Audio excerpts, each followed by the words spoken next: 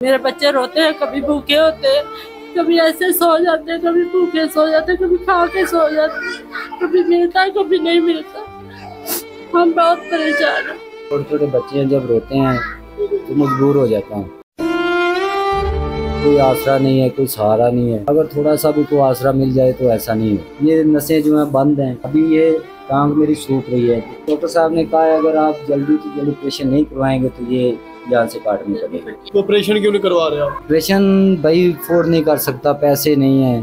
तकरीबन सब मिला के 3.5-4 लाख रुपए का खर्चा बनता है। तो अभी मेरे तो घर में फाके हैं, कभी कभी तो 2-2 दिन बच्चों को खाना नहीं मिलता है। अस्सलाम वालेकुम नाज़रीन, आपका मेज़बान मलिक रिजवान आपकी खिदमत में हाजिर है। इस वक्त जो शख्स मेरे साथ बैठे हुए हैं और इनकी बीवी भी मेरे साथ मौजूद है, इनका इतना अच्छा काम चल रहा था, इतना अच्छा निज़ाम चल रहा था, लेकिन एक शख्स की टांग को क्या मसला हुआ, कैसे हुआ, इस मसले ने इनको, इनकी बीवी को और इनके 2 मासूम छोटे छोटे बच्चों को घर में बिठाने पर मजबूर कर दिया गया। ये जो आपको मेरे पास फाइलें नज़र आ रही हैं, जितना ये ढेर लगा पड़ा आप देख सकते हैं, और ये एक्सरे के मेरे पास रिपोर्ट्स पड़ी हुई हैं। ये कोई स्कूल की डिग्री या स्कूल के सर्टिफिकेट नहीं पड़े हुए हैं। ये इनके एक छोटे से मसले ने, इन सर्टिफिकेट की वजह से, इनके मसले को, परेशानियों की वजह से और पैसा ना होने की वजह से, इलाज ना होने की वजह से इनकी परेशानियों को इतना बड़ा कर दिया गया है कि एक उंगली कटने की वजह से इशू पूरी टांग पर फैल चुका है। हमारे साथ इनकी बीवी मौजूद है, हम इनसे भी डिस्कस करते हैं और इनसे भी बात करते हैं। अस्सलाम वालेकुम। वालेकुम अस्सलाम। जी, कितने बच्चे हैं आपके? 2 बच्चे हैं भाई। मेरी बहन, मुझे ये बताएं कि शौहर आपके क्या काम करते थे? मिस्त्री थे भाई, मिस्त्रियों का काम करते थे। कितना कमा लेते थे मिस्त्री का काम कर? 2000-2500 कमा लेते थे। रोजाना का कमा लेते थे? जी, रोजाना का कमा लेते घर थे। का किराया भी उतर जाता था, खाना पाना पीना भी अच्छा हो जाता, बच्चे भी अच्छा खा पी हाँ लेते थे? जी, घर का किराया भी उतर जाता था, महीने बाद किराया दे देते थे। हाँ, अब हमें बहुत परेशानी है, किराया भी इतना है, 5000 रुपया हम नहीं दे सकते, और बिजली का बिल, गैस का बिल, पानी का बिल भी हमसे नहीं अफोर्ड हो सकता। अब कैसे गुजारा हो रहा है? हम बहुत मुश्किल से गुजारा कर रहे हैं। हम किसी का काम करते, कभी किसी के घर के बर्तन धो देते हैं, किसी का झाड़ू लगा देते हैं, ऐसे करके किसी से मदद मांग के हमारा घर का सिस्टम चल जाता है। तो आपको पता है आपके शौहर इतनी बड़ी हालत में बैठे हुए, इनसे काम नहीं हो रहा, तो आपने इनको छोड़ा क्यों नहीं? नहीं, मैं इसको नहीं छोड़ सकती, क्योंकि मेरा इससे रिश्ता ही कुछ ऐसा है, मियाँ बीवी का। जब बेगम आती है अपने घर से, माँ बाप के घर से आती है, तो अपना कफन साथ लेके आती है अपने शौहर के घर। अब उसके हालात इतने खराब है, तो मैं क्यों छोड़ के उसे चली जाऊँ। बहुत सारी औरतें होती हैं, जाहिर सी बात है, आप बाहिम्मत हैं और आप अपने शौहर के लिए मुखलिस हैं। उनकी भी हिम्मत है कि वो आपको नाराज़ देखता है या आप उनको नाराज़ देखती हैं, तो जाहिर सी बात उनके भी दिल में कुछ ना कुछ ख्याल आता होगा, आपके भी दिल में कुछ ना कुछ ख्याल आता होगा। तो आप सोचती हैं, घरों में काम करने जाती हैं, लोगों के घरों से खाना इकट्ठा करती हैं, इनके इलाज के लिए भीख मांगती हैं, तो आपके शौहर रोते नहीं होंगे रात? रोते हैं, परेशान होते हैं, बहुत परेशान होते हैं, कहते हैं कि अपनी अम्मी के घर चली जाओ मुझे छोड़ के। मेरा तो हालात ऐसा है कि मैं कुछ कमा नहीं सकता, तो मैं कहती हूँ जिंदगी मौत आपके साथ है, आप जैसे हालात में आप हैं वैसे हालात में मैं भी आपका साथ दूंगी, आपका साथ कभी नहीं छोड़ूंगी। कभी साथ नहीं छोड़ेंगे? नहीं, कभी साथ नहीं छोड़ूंगी। आप इनका इलाज करवाएंगी? हाँ जी, इंशाल्लाह करवाऊंगी, जैसे भी करवाना पड़ा। तो भाईजान, मुझे आप बताइएगा कि आपकी बीवी आज भी आपके साथ है, आपकी खातिर लोगों के घरों में काम कर रही है, आपकी खातिर सब कुछ कर रही है, तो क्या लगता है? लगना क्या भाई, मतलब है कि इज्जत तो खोने वाली बात है कि अच्छा तो नहीं लगता, लेकिन क्या करूँ, छोटे छोटे बच्चे जब रोते हैं तो मजबूर हो जाता हूँ। कोई आसरा नहीं है, कोई सहारा नहीं है। अगर थोड़ा सा भी कोई आसरा मिल जाए तो ऐसा नहीं है। तो बहुत ज़्यादा परेशान हूँ, थोड़ा नहीं, बहुत ज़्यादा परेशान। टांग का क्या मसला है? टांग का मसला यही है कि ये नसें जो हैं बंद हैं, ये पट्टे की नस है, ये सुकड़ गई है, ये 2 उंगलियां जो हैं ये कट गई हैं, ठीक है। अभी ये टांग मेरी सूख रही है, आप देख रहे हैं, ठीक है।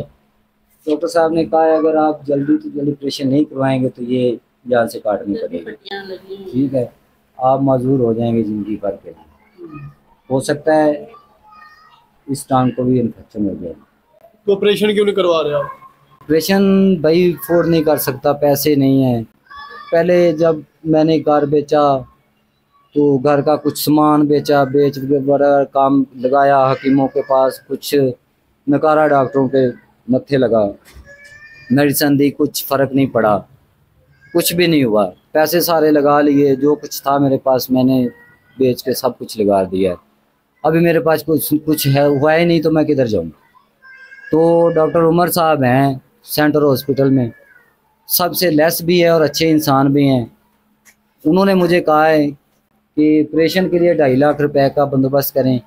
फिर उन्होंने मुझे कहा कि 50,000 रुपया हम अपने पास से देंगे, 2 लाख का बंदोबस्त करें, बाकी 1,20,000 रुपये की दवाइयाँ मेडिसन आएंगी जो ऑपरेशन के बाद आप खाएंगे। 6 माह तक आप काम नहीं कर सकते, 6 माह आपको मतलब है कि दवाइयाँ खानी पड़ेंगी, ठीक है, मेडिसिन खानी पड़ेगी। उसके बाद आप ठीक हो जाएंगे, जिधर मर्जी आप काम करें, जो मर्जी करें।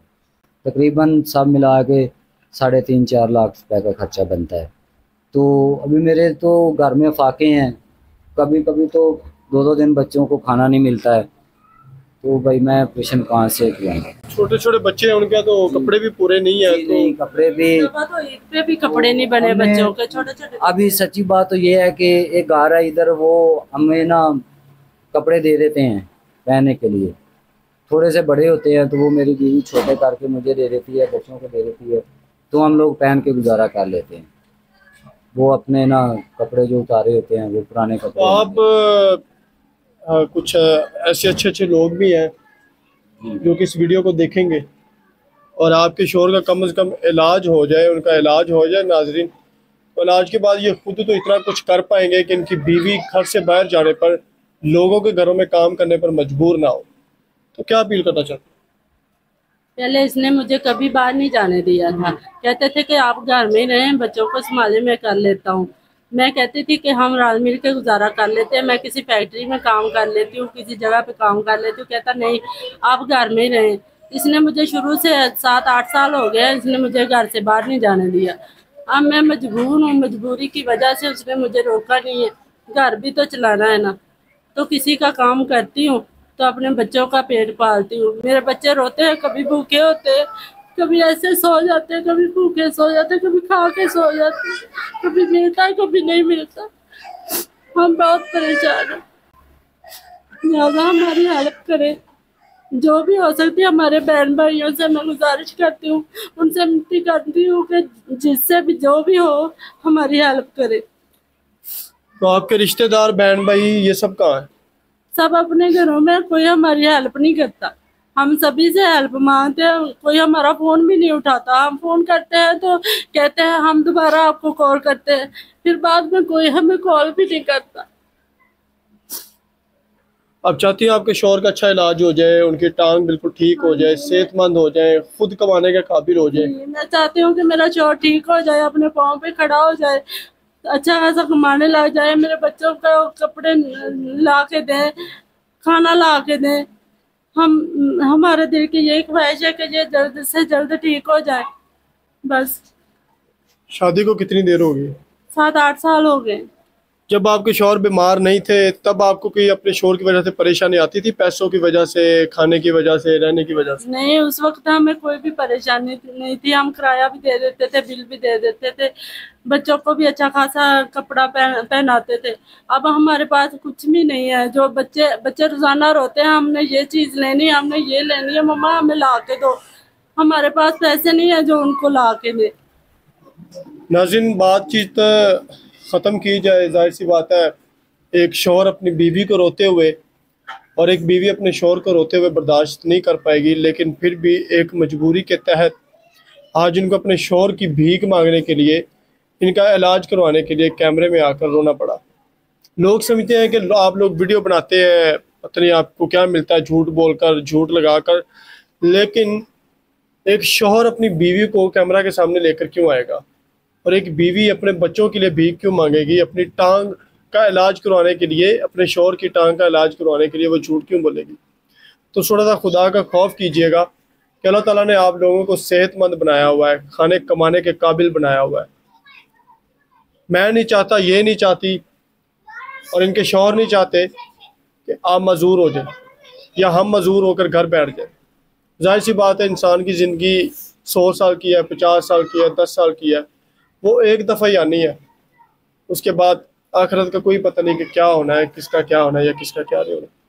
तो ये सोचकर आप ज़रूर इनकी हेल्प कीजिएगा कि आपकी ज़िंदगी भी एक दफ़ा है, आपने अपनी ज़िंदगी में बहुत गुनाह किए होंगे, बहुत दुख सहे होंगे, लेकिन उन चीज़ों को याद करते हुए आप इनकी कम से कम, हमारे यहाँ 10,000 लोग इस वीडियो को देखते हैं, तो 1,000 बंदा 2-2, 3-3 हज़ार रुपये भी करके इनको पैसे भेजें, तो आपकी वो भेजी हुई एक खैरात होगी, वो एक सदका होगा, उस खैरात सदक़े के तवस्सुल से इनका इलाज हो जाए।